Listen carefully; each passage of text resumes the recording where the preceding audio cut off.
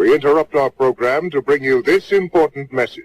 Ooh, this is really good. You should know about this. So I don't know about you, but I've been known to procrastinate, especially when things scare the hell out of me. The fear alone would have me stuck, overwhelmed, confused, and all types of self-doubt. And don't even get me started on the imposter syndrome. Okay.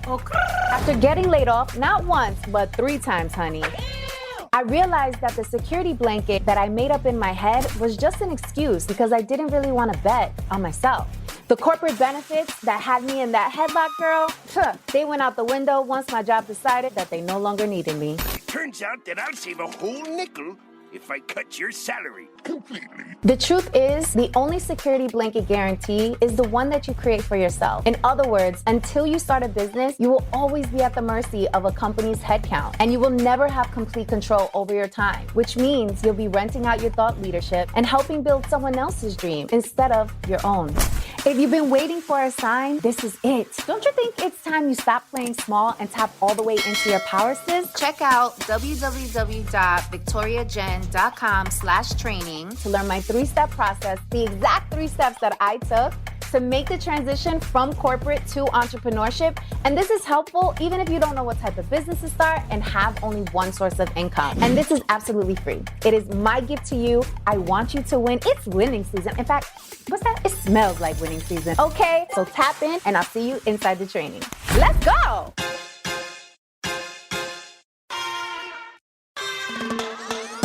We don't know what's going on over there either, right? So I said that this year and moving forward, I wanted to be more transparent. I've always been very transparent with my audience, but I want to be a little bit more like just open and kind of like let them in just a little more, because I want to show them that what we see on social platforms a lot of the time is what we want you to perceive of us. Right. It's the good, the glam, the glory, not the tears, the dark, and the other side. So it's loaded, but it's totally doable. And then people don't speak about how a child, it's not ugly, but changes the dynamic of a relationship. What's up, mi gente? Welcome back to Banking on Cultura. I am your host, Victoria Jenn Rodriguez. And y'all, today, I got 2 amazing guests on today's show because we're going to be celebrating Latino love today. So let's get into it. So our first guest is a singer, songwriter, actress, trained dancer, wife, and mother who has fans from all around the world that fall in love with her over and over again because of her talent and her authenticity. You know we like authenticity on this show, okay? She's graced stages with Romeo Santos, Don Omar as their lead female vocalist on tours. She's also collabed with legends like Sergio George, Tito Nieves, y Olga Tañón. Okay, now, and she's Boricua. I'll put that out there. And our gentleman who is joining us today is a Dominican from New York. He was also the youngest executive chef on New York fine dine scene at the age of 22. Which is crazy. He's the runner-up on the Food Network's Chopped and the winner on the Food Network's Beat Bobby Flay show. Did I say that right? Okay. Want to make sure. Got to go to the expert here. He was awarded Top 30 Chefs Under 30 by Forbes magazine, where he also competed for Best Chef in America and won 4 years in a row. By the way, I've never tasted your cooking. We need to make that happen. His clients range from J-Lo, Alex Rodriguez, the New York Knicks, Kemba Walker, Kim Kardashian, Kanye, and the New York Yankees, and the list goes on and on and on. It is my absolute pleasure and honor to welcome Chachi is in the building, as well as her husband, hubby. How are you? We're happy to be here. It's our first time that we do any interview together. Yeah. I know. I feel like this is like breaking on Banking on Cultura. We have Chef Kelvin Fernandez, La Chachi. Like, this is a huge deal. Of us doing podcasts I know. together. I am so excited and honored that you two allowed me to break this and get this exclusive, because you have so many adoring fans, both of you, from all around the world. So I'm really honored and excited again to have you here. So we like to open the show with some bochinche. So I want to get some tea. So Chachi, we can start with you, mi amor. Okay. Well, I heard that there's a new song of mine coming out on Friday, February 16th. And I heard that Chachi's going to be dropping music every 6 weeks for the month, for the whole year of 2024. So the album La Chachi comes out September of 2024. So there's a lot happening. We took the little leave after COVID and after maternity leave. And now that we're back on track, I just can't wait to share all of this with you guys. Like, I just want to like purge it all on y'all. But yeah, it's going to be fiery. It's going to be feisty. It's going to be a lot of anthems. I know my men and my women will be singing my like heartfelt songs. And I did it for the culture. And your music is so soulful. Oh. It is so soulful. It's like, whenever I hear you sing, maybe we'll get her to sing today. It always like touched your soul and like speaks to your heart. So I love it. It always brings a tear to my eye. Even if it's like the 10th time of me hearing that song, but if I see it live, there's so many people, friends and family that caught me on video when I'm at one performance, and I'm always like, so beautiful. That's my boo. That's my baby. That's my wifey right there. Bochinche, a little bit of bochinche about me. You know, I can never stay away from television, right? So I have nonstop filmed 2 shows for some big networks. Can't mention names, can't mention what type of show yet until it officially comes out, whether it's a little preview, whether it's a commercial, whether it's a trailer, then I can officially tell you what. But be prepared to see a little bit more of me on TV, and hopefully within this year, a location or 2 where you can have my food. No more just me coming to your home and try to, we always... I got the tea on that one. If you want the bochinche. I do want always it. It might be in Jersey if you want the tea. Well, Jersey has become our home now. I've born and raised in New York for the last 30 plus years, and we made Jersey our home. My wife is a born and bred Jersey girl, and I'm still the guy that puts in the address into the GPS every day to make sure I don't miss my exits. Yeah, because then you got another 20, 30, 40 minutes. I was like, hey, babe, I messed up again. I'll be there in 45. What do you mean? You were 2 minutes away. But those are some exciting things that are happening this year. Oh, I love it. Congratulations, guys. Thank you. This is like huge. And one of the reasons why I wanted to have the both of you on, and this is some bonchinche of my own, is my dating life. I've mostly dated within the African American community. So a lot of my boos were Black men. And recently, like last year, around the time that I launched this podcast, one of the reasons why I launched Banking on Cultura was because I wanted to reconnect with my cultura. Like I felt like, because I wasn't going to Puerto Rico every summer, like I was as a little girl, I felt like I need to bring it closer. Like I need to feel my home closer. Something was missing. Yeah, like something was missing. And I knew I wasn't alone on that. And so around the time I was launching Baking on Cultura, I decided, you know what? I want to date within my community. Like I want to bring that Latino flair and spiciness like back home. And it's just a different way to connect and to relate. And I wanted to use the platform to celebrate Latino love. Because we hear a lot of bonchiche about the love not working, we got this tea on this side, on that side. And so I wanted to offer the opportunity to celebrate the both of you, because I think all of us in the community of this love and this matrimony that you have, like it literally exudes. Like I remember seeing Chachi perform and Kelvin's there with his flowers and he's in the front, he's filming. It is like the cutest thing. And the admiration you see on both sides and the way Chachi supports you, Kelvin. So I would love to know, because each of you are superstars in your own right. Each of you have achieved massive success in your own right. Each of you have branded yourselves. You have created a name for yourself. Each of you is popping out here in these Latino streets. So how did this come together? And also, like, does that create conflict within the relationship? Because both of you guys are like so front and center.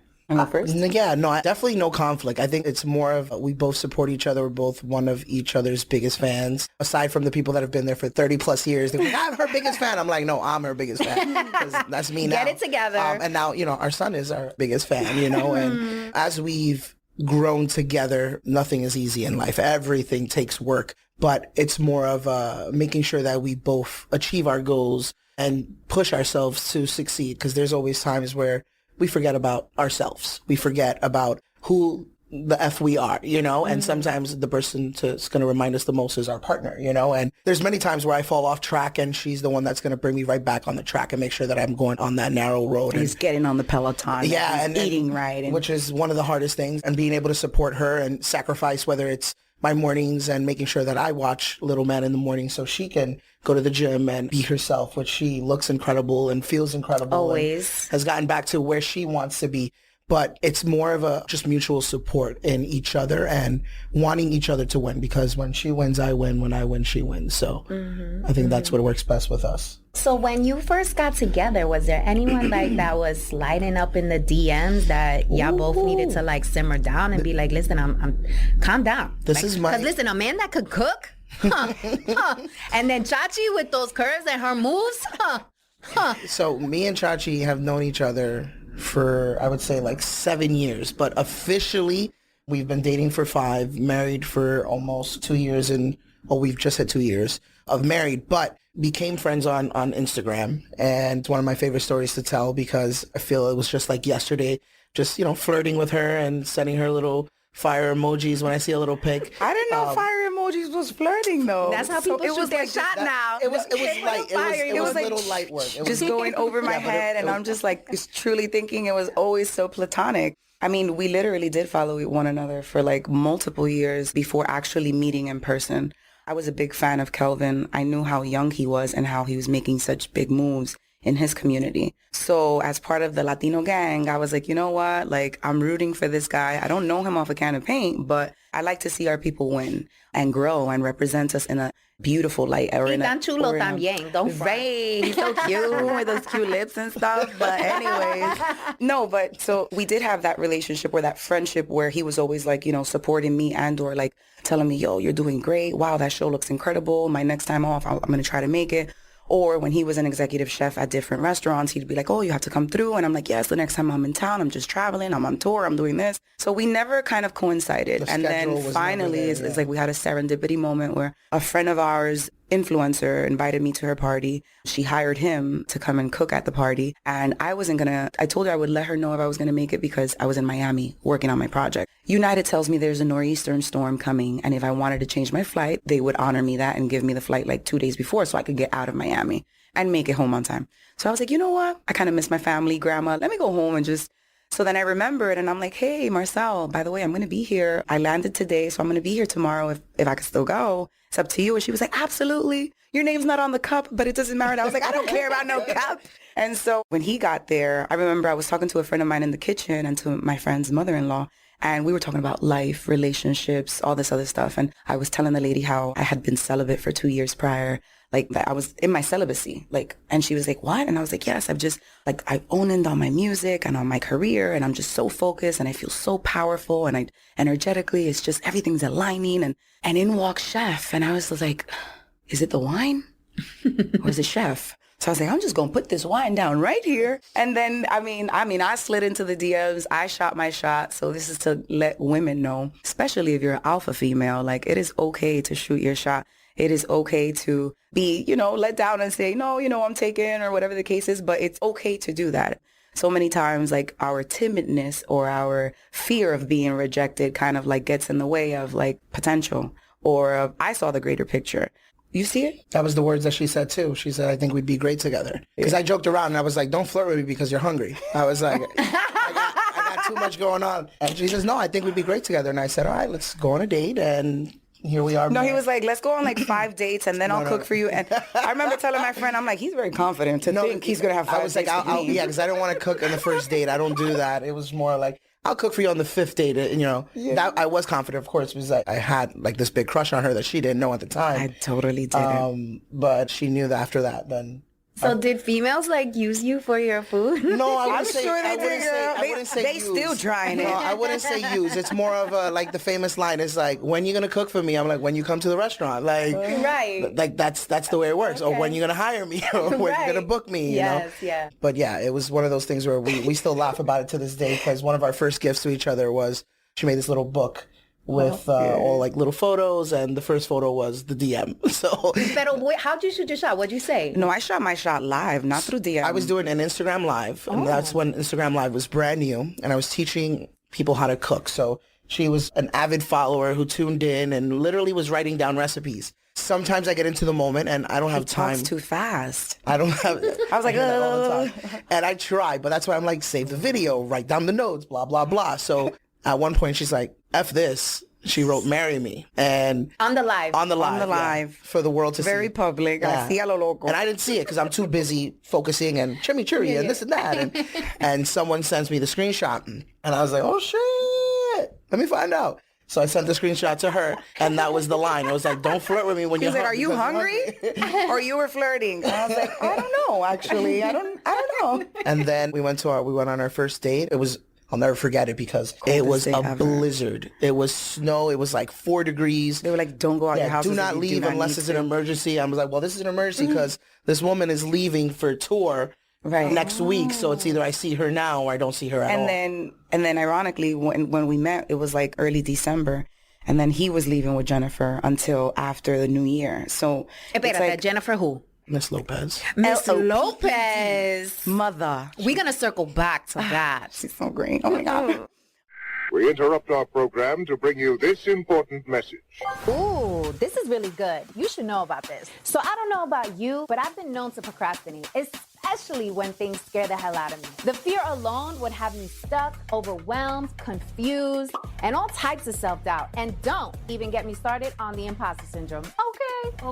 After getting laid off, not once, but 3 times, honey, I realized that the security blanket that I made up in my head was just an excuse because I didn't really want to bet on myself.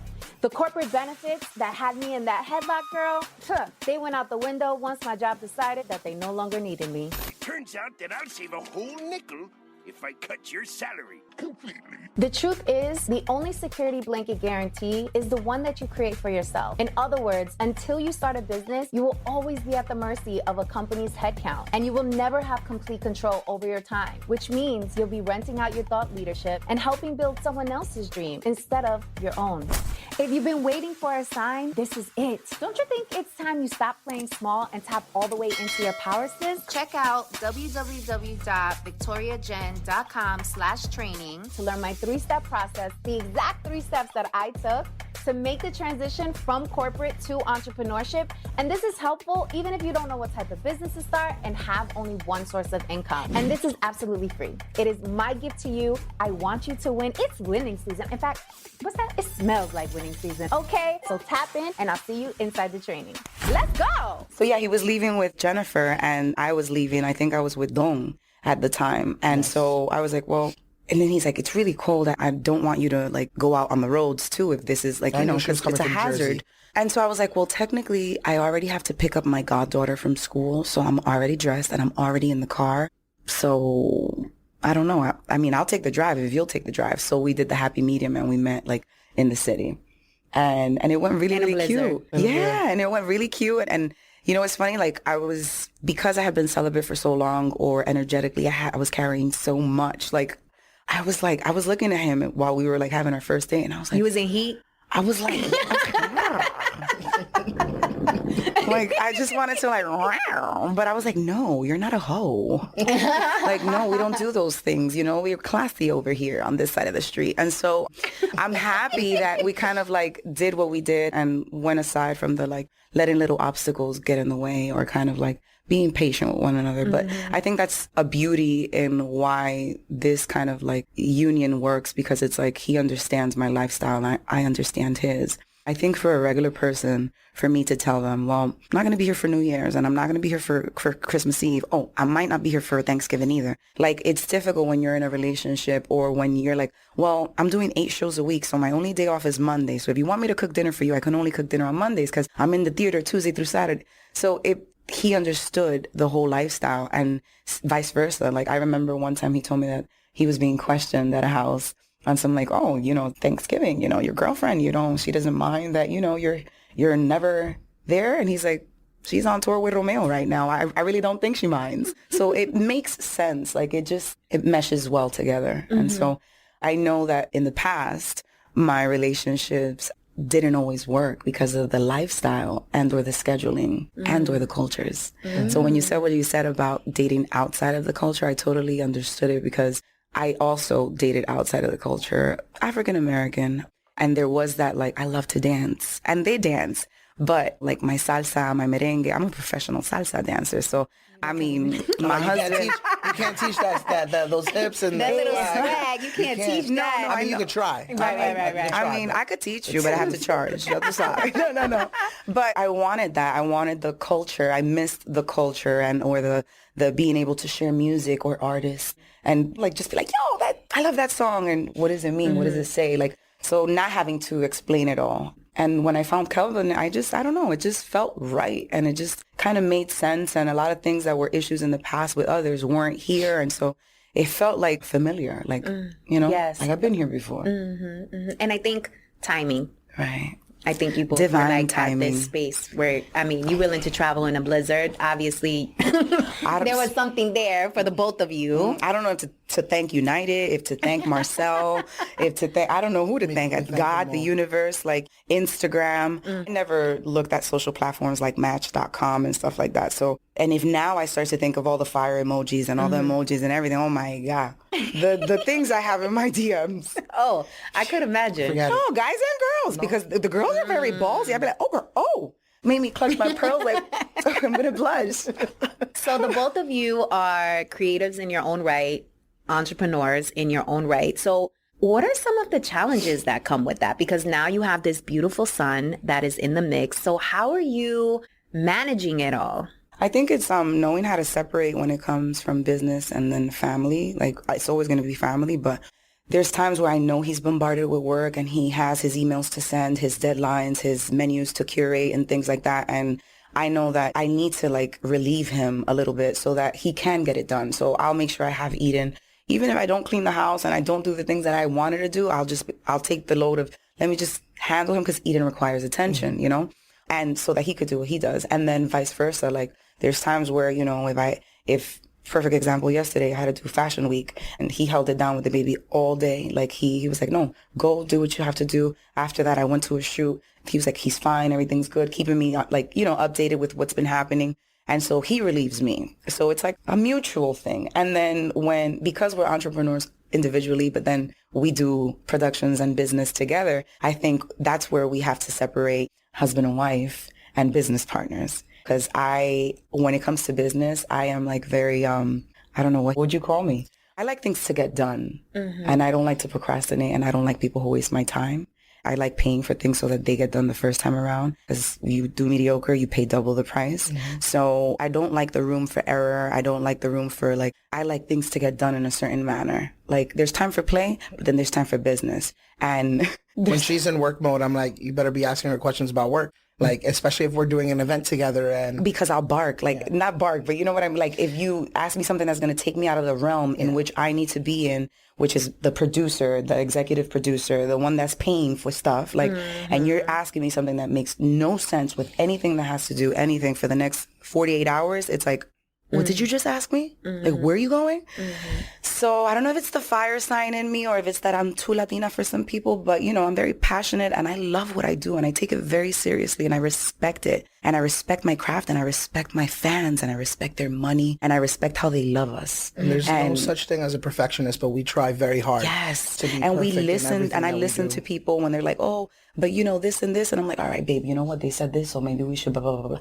Like, oh, you guys, it might be too expensive. You know what, baby? Let's get 2 tickets out. Let's do a raffle. Let's figure it out, whatever. So we listen to the community as well. So And I think that's what's always extra hard for us when we're putting together these productions. Because once I get to work with this beautiful lady, it becomes a production. And I know that. And I'm grateful that I have someone like her that it's not just about me anymore. And I don't mind.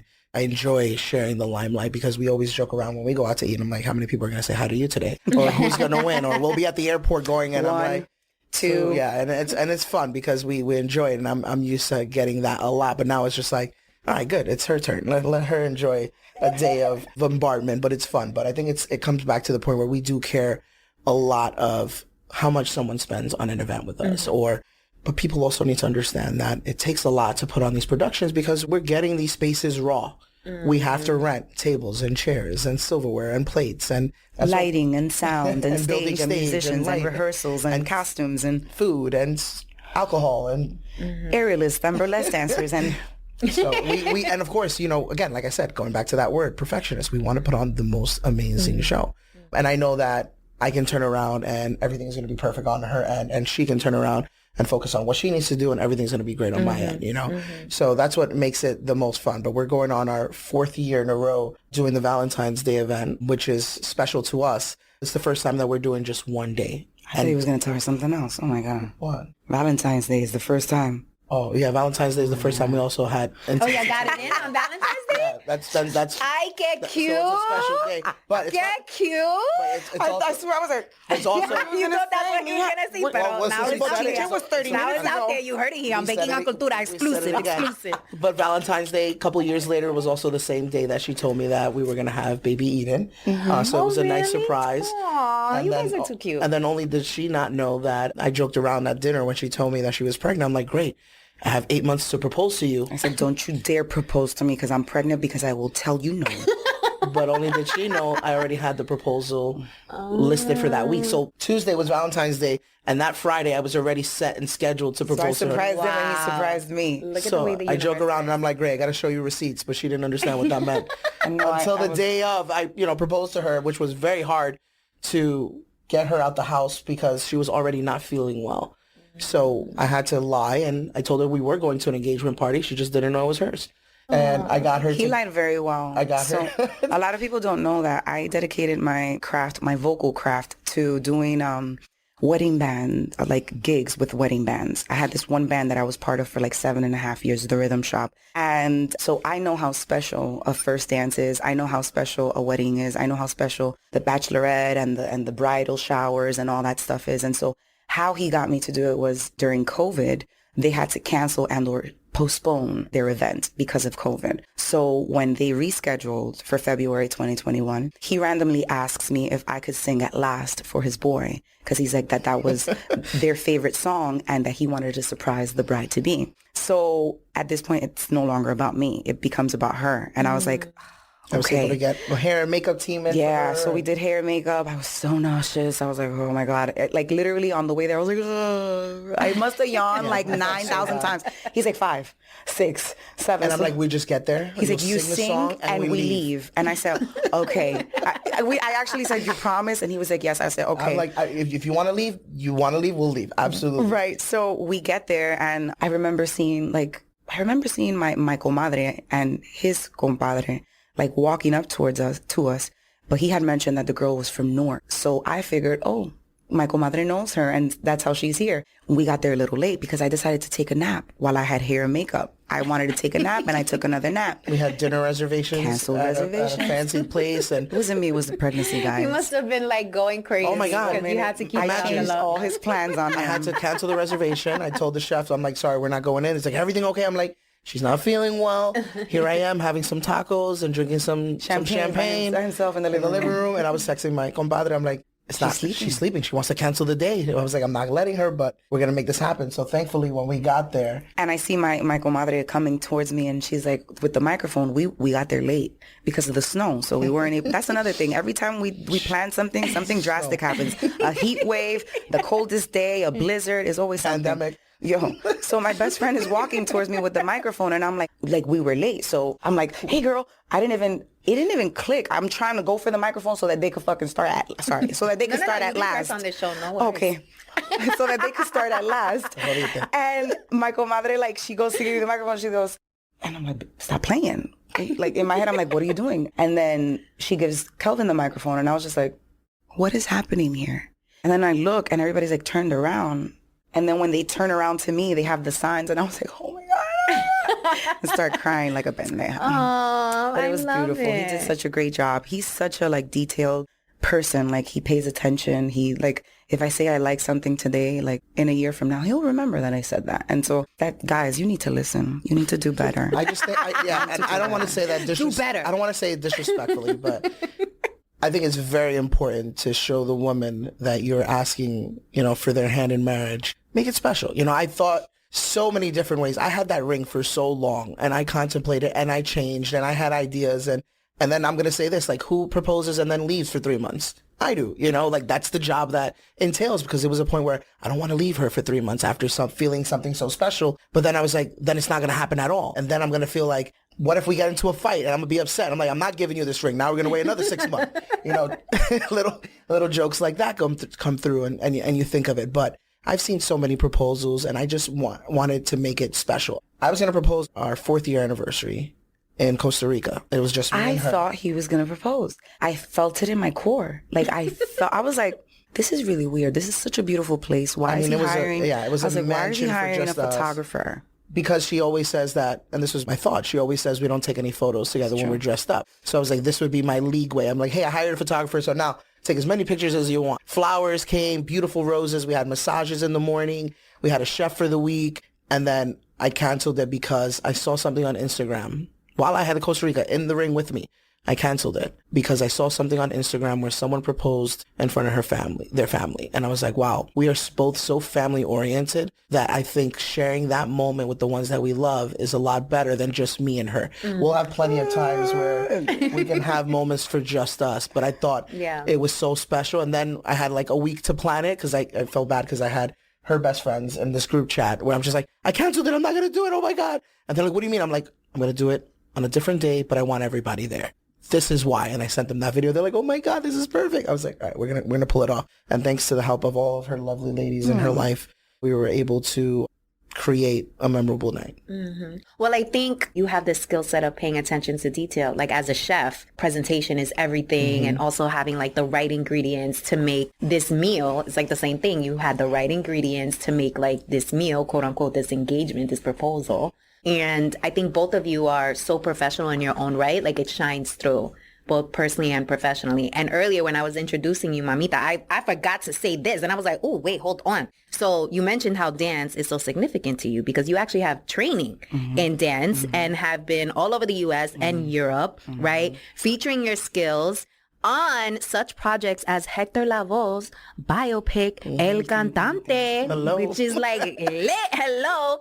And you also create and produce your own shows, such as your acclaimed burlesque performance, Fibre. I'm sure you get a lot of DMs after posting those videos because, honey, you make me feel like I need to go in the gym.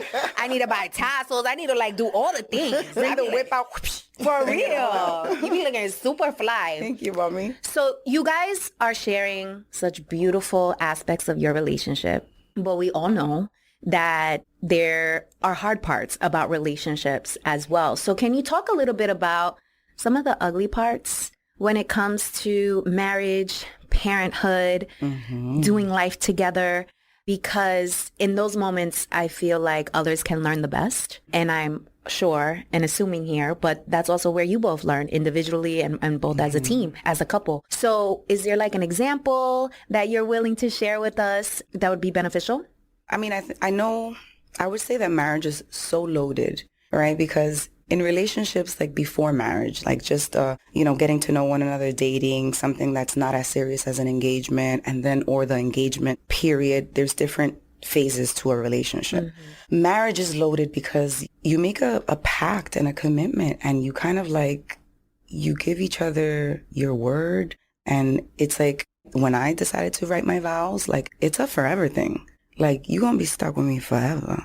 Like, forever. Like, because I don't want to, I've seen so many marriages, like, fall apart. And I would be the first person to say that we're all human and nobody's perfect. And so if you're looking for perfection and you don't understand that a relationship takes compromise and listening to people, but also listening to the unspoken language, to what's not being said, that's important. So love languages make the world of a difference, right? But in a union of marriage is like, I can't tell you, you know what? Fuck it, we're going to break up. Or I need a break, bye. Or slam the door and not call you for 2 weeks. Or like, you can't do that. Like, you have to fix the situation. You have to like work through the problems. You have to have the uncomfortable conversations. You have to do the work that requires you to break the fuck down before you could build it back up. It's not as pretty or as happily ever after as Disney painted it out to be. But the beauty of it not being so pretty is what makes it that much more grand, because we're humans and we make mistakes. And I feel like he's a reflection of me and I'm a reflection of him. So if I screw up and he can't forgive me, or he can't see where I was coming from, or he can't, then it's like if he won't forgive himself, or you know what I mean? Like, so when I look at his errors or times where maybe I've dropped the ball or maybe he's dropped the ball, I don't want to be so like cutthroat with him because I'm looking at my reflection and I want somebody to have compassion with me. And I want somebody to like, I don't know, teach me better or help me grow if I fuck up or make a mistake or drop the ball or fumble. It's my job to make you a better person. Like, I wouldn't want to make you a better person for the next chick, but it's my job to bring out the absolute best in you, not only for me, but for you, for our child, for our union, our foundation. So it's not as easy. I mean, it's all cute and glam when everybody's taking engagement pictures on the gram, when everybody's going on honeymoons and doing the weddings and doing this, that, and the other. But they're not going to show you when it's dark in the house. They're not going to show you when la casita is freaking crumbling or shaking up because the foundation might just break. There's times where people are like, you guys are goals. You guys are goals. And I'm like, that saying that they say heavy is the head that holds the crown. Like, and it's minute on my end. And I can only imagine the other people that we feel like, oh my God, they must be happily ever after. And it's like, well, we don't know what's going on over there either, right? So I said that this year and moving forward, I wanted to be more transparent. I've always been very transparent with my audience, but I want to be a little bit more like just open and kind of like let them in just a little more because I want to show them that what we see on social platforms a lot of the time is what we want you to perceive of us. Right. It's the good, the glam, the glory, not the tears, the dark, and the other side. So it's loaded, but it's totally doable. And then people don't speak about how a child, it's not ugly, but changes the dynamic of a relationship. We interrupt our program to bring you this important message.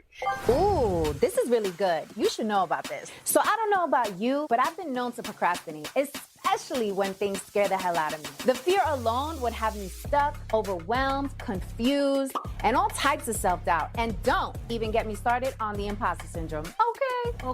After getting laid off, not once, but 3 times, honey, I realized that the security blanket that I made up in my head was just an excuse because I didn't really want to bet on myself.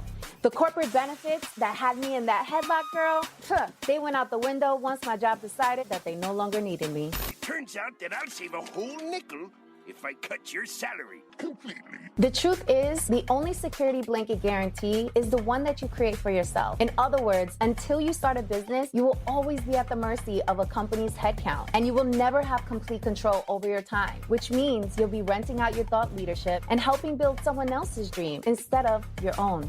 If you've been waiting for a sign, this is it. Don't you think it's time you stop playing small and tap all the way into your power, sis? Check out www.victoriajen.com/training to learn my 3-step process, the exact 3 steps that I took to make the transition from corporate to entrepreneurship. And this is helpful even if you don't know what type of business to start and have only one source of income. And this is absolutely free. It is my gift to you. I want you to win. It's winning season. In fact, what's that? It smells like winning season. Okay, so tap in and I'll see you inside the training.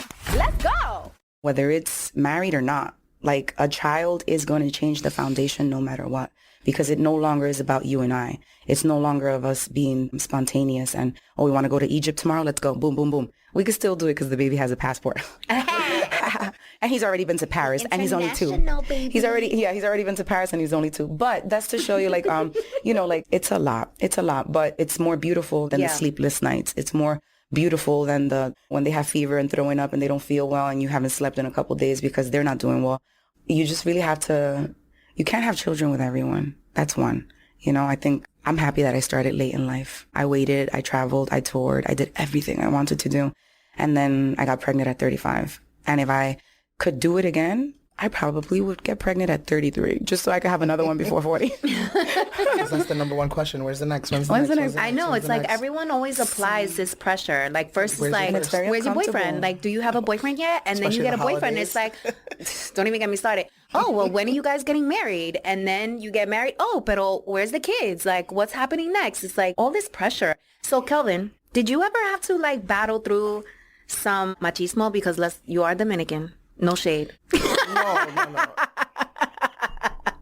I think life is surrounded by that, when even for multiple different examples, as me getting into the culinary industry, it was a taboo because growing up in a Dominican household, cooking was for girls. That's the mentality that I had, and it wasn't until I started working in restaurants and seeing that behind the scenes, it was predominantly male oriented. And I'm like, where was this growing up? You know, even though my dad's a chef, my mom was an incredible cook. She's in hospitality, and it's like hospitality was in the blood, but my dad didn't want me to pursue this career when I was young. He's like, go focus on, you know, having girlfriends, go do good in school, go play sports. And I'm like, I'm doing all that, but I also have an interest in this now.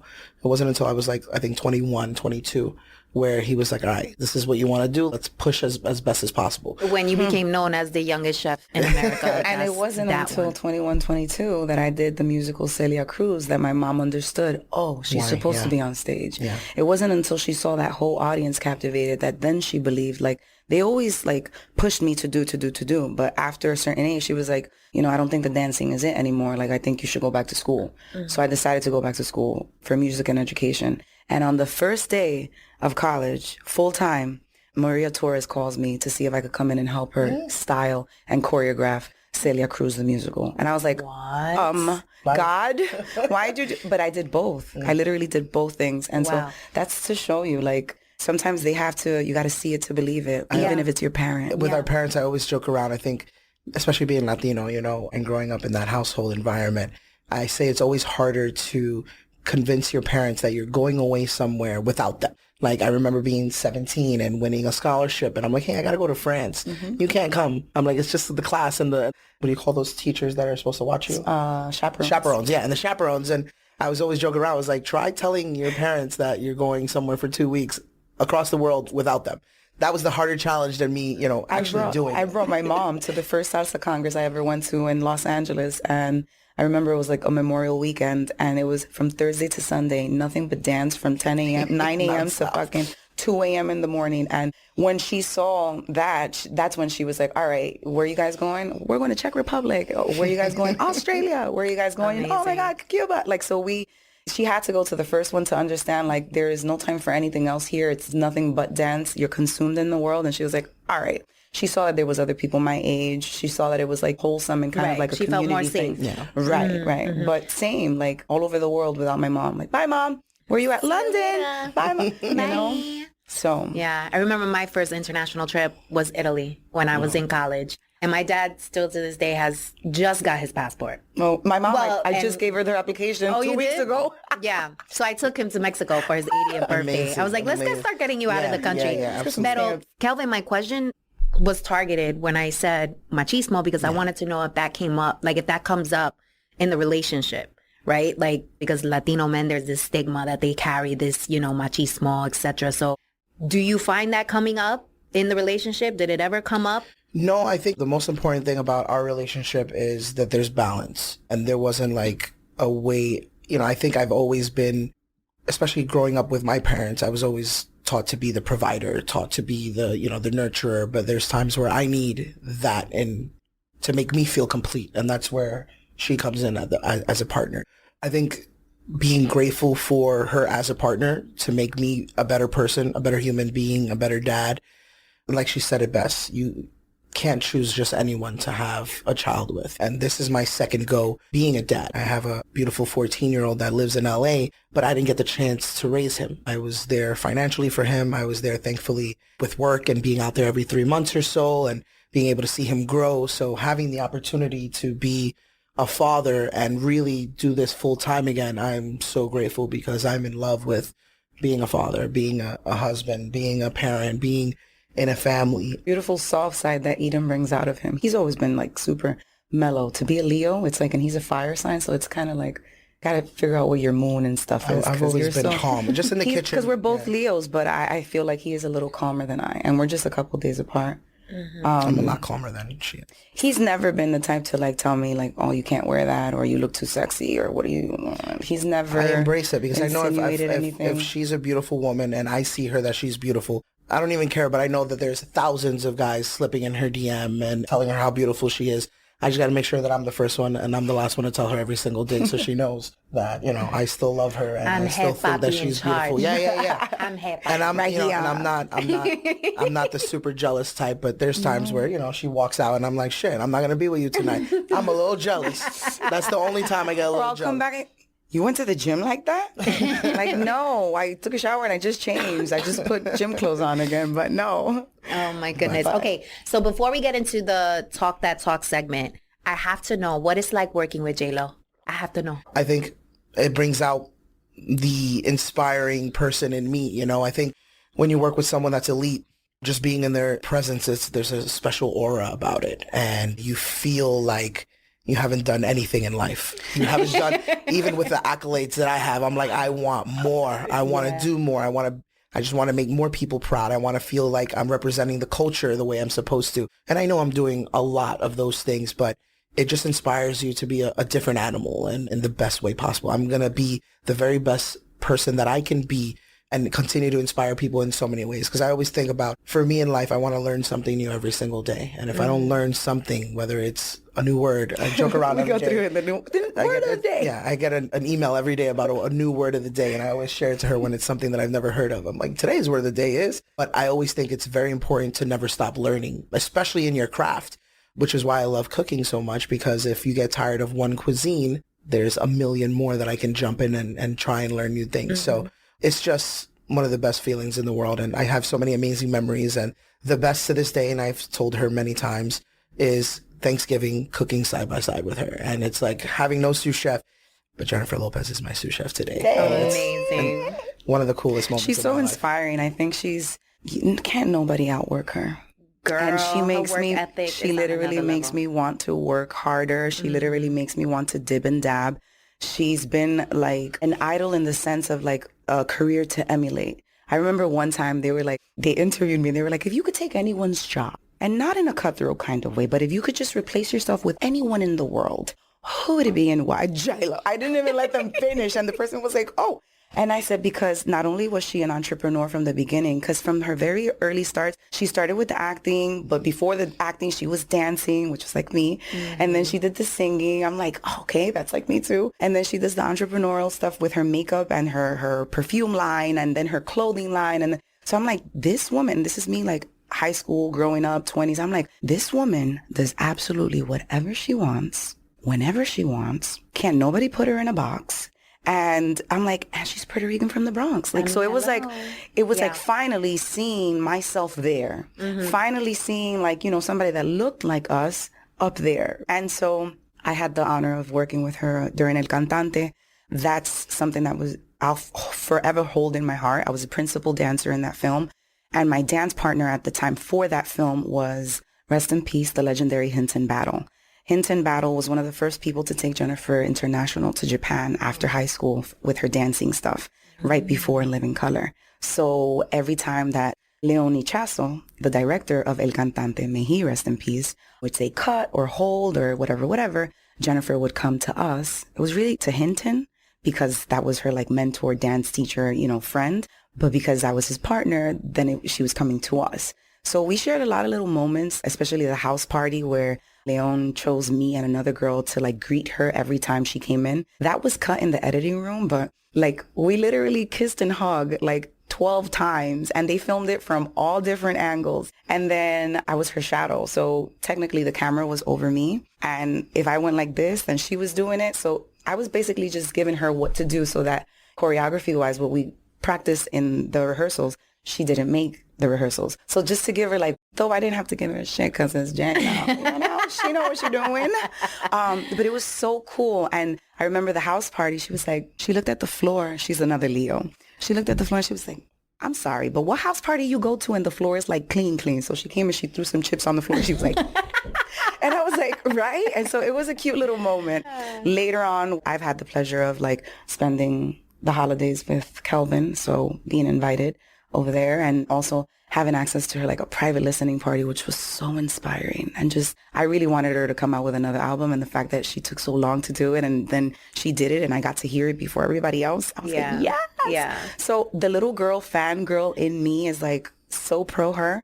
Same. And so I kind of feel like whenever he's like, well, I got to go with Jennifer for the holidays and I'm like, it's okay. She's the only one I'll share you with. I mean, I'll be like, that's be anybody. Esa es la madrina. I'm like, that's madrina. Right, okay. right. I love we'll her. have It's it be okay. J-Lo. She's cool. But I love that. What a fun relationship, right? Like you get to spend the holidays with J-Lo because your man is the executive chef of it. Like, what? You want more about ginger? Only if it's juicy. I had a moment where I almost cried for real, like right before I left to Miami, because he knows I swore that background vocals, I was like, I have to stop confusing the universe, and I'm a star and I am working on my project and it has to come out. And the universe tested me to see if that's what I really wanted. And that if I was being a woman of my word and I was going to stick to what I said I wanted. Right. Okay. And so a day before leaving to Miami, I get the call to see if, not even through Jennifer's camp, through SNL's camp, they needed a background vocalist for Jennifer for Saturday Night Live. And with the heaviest heart, I had to say no, because I had to choose me, my project, everything that I have going on this year, all the people that I respect that have given me their time, that have scheduled me in, that have so that's where professionalism also comes in, when you really start to respect everyone's time on the team, not just yours. Like when we think of what Kelvin and Kelvin's Kitchen is, yes, Kelvin is the face and he is the head honcho of it all and he's the mastermind, but there's a lot of other people that make him so very powerful.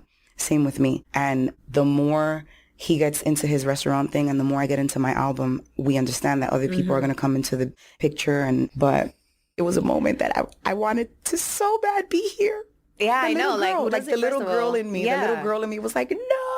I could only imagine. You could do both. Everything is possible. Yeah. But then the adult me was like, Cha, you've had your time with her. You're like within the 2 degree of separation. Like, calm down, let go, let God, and the universe will take care of it. Not only that, but you're not a background singer no more, baby. I know. In the front. You in the front. That's right. That's what it is. That's what it is.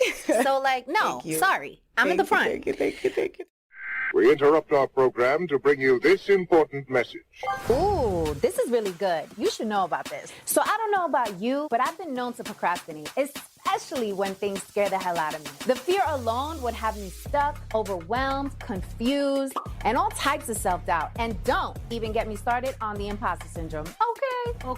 After getting laid off, not once, but 3 times, honey, I realized that the security blanket that I made up in my head was just an excuse because I didn't really want to bet on myself.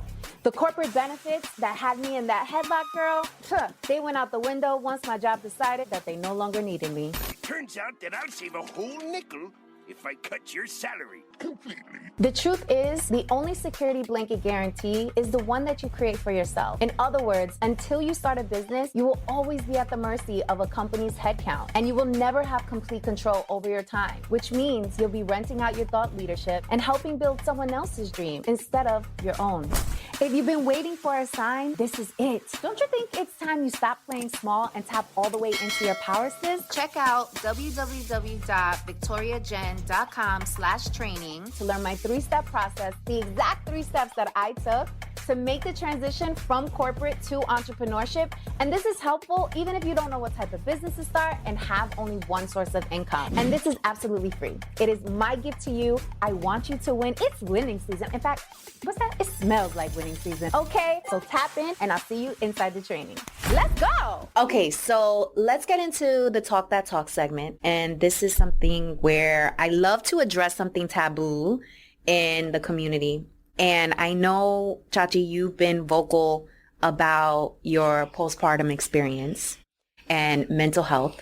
And I would love to hear from Kelvin what that experience was like for you, because when women go through these experiences, I find that we tend to focus on catering to the woman. And it's like, okay, mama, are you all right? Like, can I do anything for you? How can I help you get through this? And we tend to like push the dudes to the side. Like, you're not important. You didn't carry this baby. You didn't give birth to this baby. Like, you're not experiencing the same emotions that I'm experiencing. So, Chachi, maybe we start with you explaining what was the experience. And then I would love to hear from you, Kelvin, how you managed that as her partner. I don't think I ever like didn't want anything to do with him, or didn't like, some women get pregnant and they don't like their partner. They just want them gone. I was very much in love throughout my whole pregnancy, very much in like my bliss of it all. It was after the baby, just the intrusive thoughts, the inner turmoil, the fear of something new. I have an incredible support system and I have a tribe that is elite. And Kelvin, like literally, he is the epitome of what I would say like a father figure, because from the moment Eden was born, he has not dropped the ball when it comes to Eden. Like, he has been so on point. Like, without even no one having to tell him anything or having to guide him. Like, it's something that came natural to him too. I did have a C-section, so I was a little uncomfortable. I was not feeling myself. I gained so much weight after because of complications, and I was retaining so much water, and I was swollen for over 3 weeks. And then think of having a C-section and then having to take care of somebody and feed and breastfeeding and milk not producing. And then, so there was just so many things that were happening where it's like, I know there was a silver lining in there somewhere, which is my son, right? That was the most beautiful thing that came out of the whole thing. But it's a dark and scary place. The best way I could describe it for a while was just like, it's so weird. It's so weird. It's so weird. Because I didn't want to tap into all the ugly and like layers of it. But I'm happy I didn't get it as bad as other people. I'm happy that after 2 years, I finally feel like myself. I've spoken to people who have said that after 4 years, they felt like themselves. So I feel like at least it only took me 2 years to kind of snap back and get into it, not necessarily snap back in my figure, but mentally snap back into like reminding myself like who I am, that yes, I am a woman before anything, but I am also me before I am a mother, before I am an artist, before I am anything else to anyone else. I am a being, and so I don't think I ever made you feel that way. And if I did, I apologize, but No. because I think the hardest thing, women do the hardest that. thing for us was going through the motions of training and practicing for a natural birth and expecting, doing everything that we could do right on our ends, and then that curveball thrown at us where it made the labor process very difficult. Of course, you're already on 36 hours, no sleep, and seeing her in pain and in agony, and it's just like, I just wanted the pain to stop. I'm like, do whatever you feel that is right for your body, for yourself, for your mind to get through this. When Eden was here, I think it was, of course, the adjustment of you're never ready, right? You're never ready until it happens.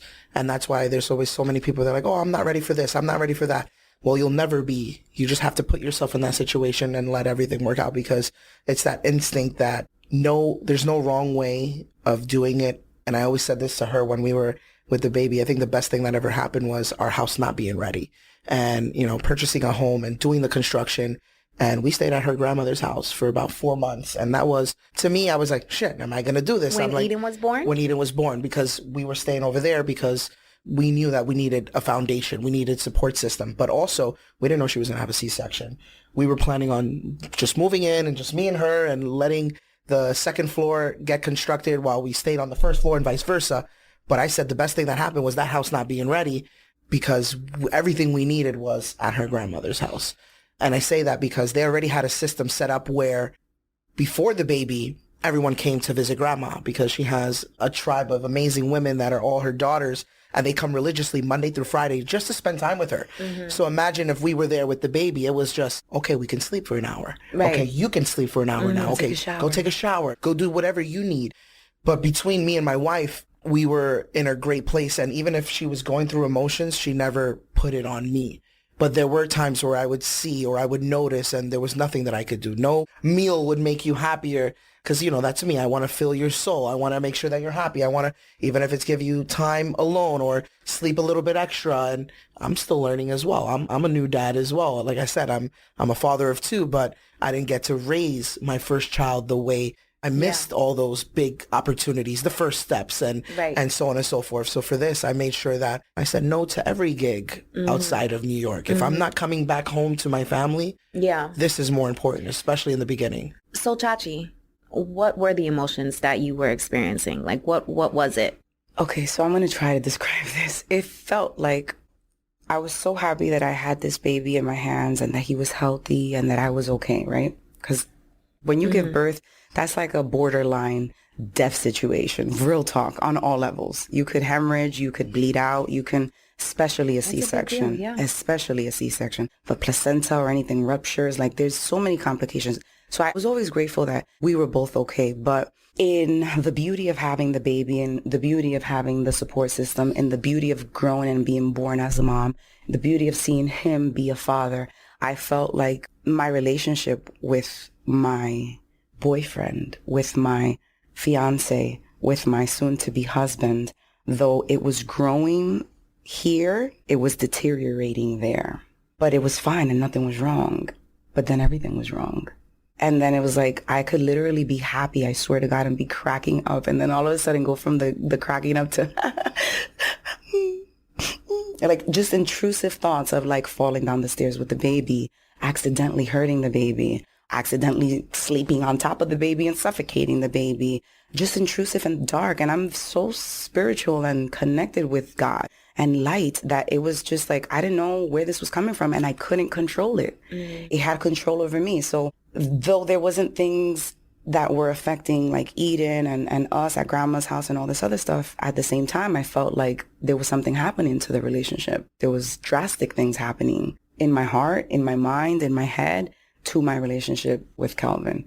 But everyone's like, oh my God, you guys have such a great da-da-da, da-da-da. And then that would put more pressure on me because I'm like, but why am I feeling like this? Nobody knows where I'm fucking living and nobody knows what's in my head and nobody knows, like, I know my heart, but like there's so many thoughts that it's like you kind of like get lost and confused and cluttered and, you know, like when you just have to separate and kind of be quiet just to like tap back in. Yeah. And so that's why I say that a child does do something to a relationship. I mean, sometimes some relationships are fucked up before the children come into the picture. Facts. But it's like there was times and parts where I wasn't sure if Kelvin and I were going to work. I wasn't sure if it was going to continue or if we were going to move forward with the next step. And at the same time, I was having the best year of my life. So. Yes. And we don't talk about this in the community, right? No. Postpartum or even like the mental health. Right. So Kelvin, as a partner, seeing your boo thing, going through this, there's literally like nothing you can do, right? It's something, I mean, you could nurture, you could be supportive, but like you said, a meal won't make this better. It's something internal.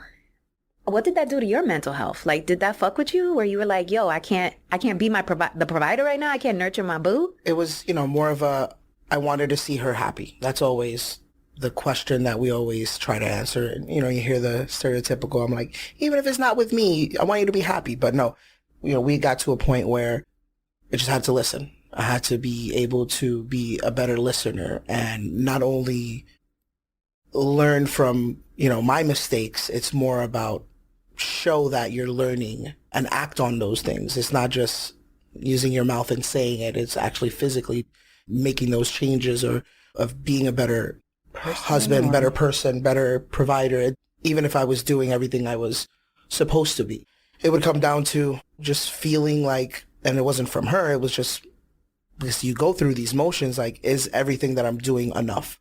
Or am I doing not enough? Or am I not focusing on the most important thing, which is my family? Am I focusing on other things that don't have to compete or even should have no space in my life anymore? It comes down to a lot of those distractions, and at the end of the day, the most important thing is building on what matters to me most. And that is my foundation. And that is my home. And that is my wife. And that is my son. And making sure that I am the best example for my son because he sees us every day. And that's why we never, even if we have our little arguments, we make sure that we never disrespect each other. We never raise our voices in front of him. And you can have the worst possible day, but when you see that little smile look up at you and just say, Dad, like it changes your entire mood, Up is his favorite thing. And when he's learning new words, it's like we have to reward him by doing those procedures. So up, you're constantly picking him up every 2 seconds, But that's such a better place now, knowing that we have those tough conversations, which is sometimes very uncomfortable because I feel like sometimes I shut down when I guess I've never been so much of the talker. I've never been I've always let things go. And hopefully we can sweep them under the rug and things are going to be better tomorrow. But I've learned with someone like my wife who loves to talk and loves to put things on the table and isn't going to let things sweep under the rug. Sometimes that's better. And I learned that because I'm not confrontational. That's the way I said it. And it doesn't mean like confrontational in anger and argument. It's just you saying I did something wrong, I'm going to shut down. And I'm like, oh my God, what did I do wrong? How do I respond to this? And because that's how I've always been. You're going to get a bow. Yeah. I'm going to get yelled at or, just like even in the work ethic, I felt like if I ever disappointed someone, my response would be to shut down. Yeah. And think about it like, damn, I did fuck up that egg. How do you fix it? How do I something as little as like being in the business of, you cook that wrong. I'm like, oh my God, I know better. Why did I do that? Or something as is I disappointed my wife by making a wrong decision and doing something that I know I shouldn't have done. I was like, why? Why did I do that? How does that make her feel? Because in reality, if she's not doing well, I'm not doing well, even if I'm the reason, even if I'm the reason that caused it. Yeah. So there could be times where I can do something wrong and I know it, I sense it, I feel it. I'm not going to have a great day. Even if I'm the reason that caused that situation, I'm still going to hurt the entire day because I hurt my partner. We interrupt our program to bring you this important message. Ooh, this is really good. You should know about this. So I don't know about you, but I've been known to procrastinate, especially when things scare the hell out of me. The fear alone would have me stuck, overwhelmed, confused, and all types of self-doubt. And don't even get me started on the imposter syndrome. Okay. After getting laid off, not once, but 3 times, honey, I realized that the security blanket that I made up in my head was just an excuse because I didn't really want to bet on myself. The corporate benefits that had me in that headlock, girl, they went out the window once my job decided that they no longer needed me. Turns out that I'll save a whole nickel if I cut your salary completely. The truth is, the only security blanket guarantee is the one that you create for yourself. In other words, until you start a business, you will always be at the mercy of a company's headcount, and you will never have complete control over your time, which means you'll be renting out your thought leadership and helping build someone else's dream instead of your own. If you've been waiting for a sign, this is it. Don't you think it's time you stop playing small and tap all the way into your power, sis? Check out www.victoriajen.com/training to learn my 3-step process, the exact 3 steps that I took to make the transition from corporate to entrepreneurship. And this is helpful even if you don't know what type of business to start and have only one source of income. And this is absolutely free. It is my gift to you. I want you to win. It's winning season. In fact, what's that? It smells like winning season. Okay, so tap in and I'll see you inside the training. Let's go. Wow. Thank you for being so candid and transparent, because we need more examples like this in the community, talking about mental health, talking about growth as individuals and as partners. And it's so symbolic having you both here. And I was very intentional and specific about having La Chachi and Kelvin Fernandez come on the show to exemplify Latino love, artistry, entrepreneurship, soulfulness, and just so much beauty in how the both of you represent our cultura. So thank you so much for being on the show. Before we wrap it up, I have to tell you something. What? Tell me. No, we were discussing yesterday, and he's like, because he knows I'm very picky with who I give interviews to, what podcasts I do, what photographers. I'm just picky. And so he was like, why this podcast? Why Victoria? And I was like, well, she doesn't know this, but during the pandemic, you post a picture of you and I think you maybe posted a couple of other pictures, like a little carousel thing. And it was like smack in the center of the pandemic. It was a dark moment because no one knows what's happening. Everybody was like up in the air with the shutdown and this, that, and the other. And, you know, I had already looked at my life like, Lord knows we're probably like all going to die, or I don't know. And I had looked at everything I had done and I was just okay with it. And I thanked God. And I was like, you know, thank you. If I never get to do this again, at least I did it. And then I got into like this like dark, depressed kind of mode. And your post came like at the right time because it did exactly what it was supposed to do for me to have the shift. And it's like, you were like the gentle reminder, like from the universe, like, please don't forget who the fuck you are. Yeah, that you that bitch. Mm-hmm. And so I wanted to thank you publicly because I don't think I ever thanked you for that moment. But I told Kelvin, I'm like, I think I'm going to cry. And he's like, no, don't cry. I was like, yeah, I think I am. She cried. I cried last night, but I'm like, it was like 2 o'clock in the morning. Well, because, you know, sometimes we don't understand how powerful just like something as awesome as saying, you're doing great could be. Like, you don't know what people are going through. And so, or someone does, like those little things, it makes a world of a difference. So take that as just be the light. If you can't find the light, be the light for someone else, or even for a total stranger, because you have no idea how much life you're like feeding into people by just being nice, bro. I love that. Thank you so much for sharing that, because I love you too, boo-boo. Really and I love you too. I love you too. Thank you for having us. I got to see her in her element. We met in Puerto Rico. You was on stage killing it. She looked fine. Okay. Her dance moves, everything. And I remember running up to you after you got off stage and you were so lovely and like so welcoming. And I was like, that's it. Chachi's my boo. I love you. But yes, thank you so much for sharing that. And you are also a light. So even when you feel like your light is dimmed, you are also a light. Even when you don't think that you're not operating at your best or feeling your best. Thank you for what you do for the community. Kelvin, you as well. Tell the people one last time where they can find you, what they should look forward to, where to go. You can find all my music on all music platforms as Grizel del Valle. And my favorite platform, Instagram, at Chachi Nation. Yes, I think I have to have you come back because I need to know where this Chachi name came from. I got so many more questions, girl. Ay, Dios mío. Kelvin, where can people find you? You can find me on all social platforms as well. Chef Kelvin, ChefKelvin. You can look at me very soon on your TV, most likely your favorite food channel. And hopefully, like I said, at the end of this year or the middle of this year, a couple of locations where you can actually come and have my food and see me live. I'll be there. I'm going to be one of your first customers. Let's go. No, we're in Jersey. Hey. Yeah. Thank you guys so much again. Thank you. Besitos. Mi gente, did you enjoy this episode? Are you loving Banking on Cultura? Make sure to subscribe and follow us. Our goal is to grow this community so that we can all embrace our Latinidad, secure the big bag, and never question our cultura ever again. Please also take a moment to leave us a review. I love reading your reviews. Let me know what you are thinking, what guests we should have on, and if there are any topics you would like me to cover. I appreciate you so much for being here. Te amo mucho, and I'll check you out in the next episode.